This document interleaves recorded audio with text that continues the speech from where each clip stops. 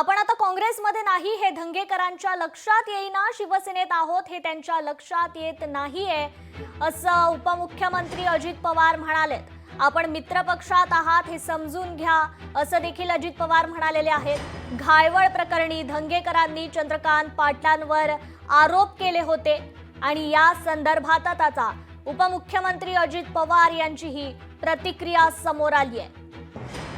तर धंगेकरांना लक्षात येत नाहीये, आपण आता काँग्रेसमध्ये नाही आहोत, शिवसेनेत आहोत हे त्यांच्या लक्षात यायला पाहिजे। आपण मित्रपक्षात आहात हे समजून घ्या असं अजित पवार म्हणालेले आहेत।